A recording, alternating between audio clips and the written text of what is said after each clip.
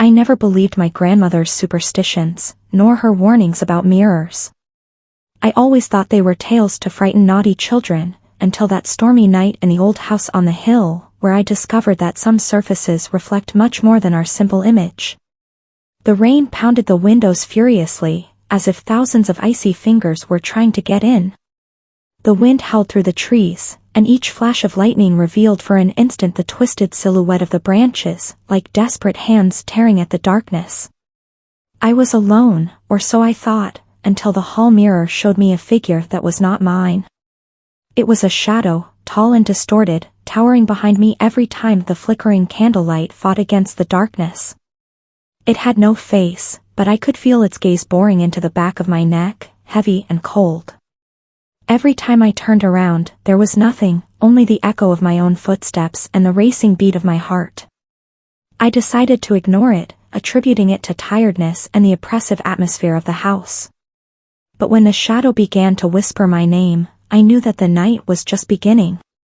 The whisper of my name faded as quickly as it had appeared, leaving me to wonder if I had really heard it. The house seemed to take on a life of its own, every creak and shadow becoming a potential hiding place for that faceless figure. I decided it would be best to look for answers, or at least a logical explanation to calm my mind. I ventured through the halls, following the trail of candles I had placed as a guide. The home library had always struck me as a place of knowledge and refuge, but that night, the books felt like tombs of forgotten wisdom, and the bookshelves, like tombstones in a paper graveyard. That's when I saw it, an old book that looked out of place, as if someone had recently left it there. Its leather cover was worn, and the title, though blurry, suggested something about mirrors and hidden dimensions. As I opened it, a gust of wind blew out the candles, plunging me into darkness. Only the light of the lightning allowed me to read fragments of yellowed pages that spoke of entities that inhabited the reflections, waiting to be recognized. Each word I read seemed to strengthen the presence behind me. The whispers returned, this time in a chorus of inhuman voices surrounding me, speaking in a language I did not know but somehow understood. They were asking me to look, to acknowledge their existence beyond the glass. Curiosity got the better of me and I looked up to the nearest mirror. There it was, the shadow, looking directly at me with eyes I could now see, bright and empty. It was not just one, but many, all reflected in an endless abyss. I felt my own reflection begin to distort. Becoming one of them. Fear paralyzed me, but I knew I had to break eye contact. With every fiber of my being resisting, I closed the book and ran toward the door, toward the safety of the light. But the house was no longer the same, the hallways twisted and stretched before me, as if reality itself had been altered. I knew I had to find a way out before my reflection was lost forever in the mirror. I ran aimlessly, each corner leading me to a corridor longer and darker than the last. The house had become a labyrinth of terror, and I, its involuntary prisoner. The mirrors multiplied, and with them, the shadows that now slid along the walls and floor, like dark oil pouring into water. My lungs burned from the effort, and my mind struggled to remain lucid in the face of the panic that consumed me. In a moment of clarity, I remembered the old pendulum clock in the main hall, a gift from my ancestors. There was always something about its ticking that soothed me, an anchor to reality that I now desperately needed. As I arrived, the clock was there, unperturbed by the chaos. I approached it, and with each passing second, I felt the pressure in my chest lessen. It was then that I understood, the clock was the center, the heart of the house, and perhaps the key to escape from this nightmare. With determination, I opened the door of the clock and manipulated its machinery, looking for something, anything that might be different or special. My fingers found a small lever hidden behind the pendulum. When I activated it, a metallic sound echoed throughout the house, and the mirrors began to crackle and pop, releasing a blinding light.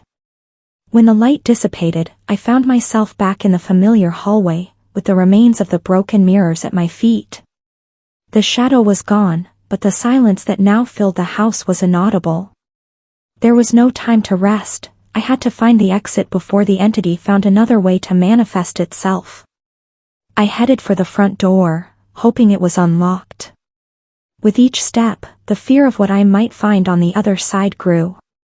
Finally, with trembling hands, I turned the knob and pushed the door open, preparing to face whatever awaited me in the darkness of the night. The door opened with a creak that seemed too loud in the silence that now flooded the house. The cold night breeze hit my face, and for a moment, I felt free.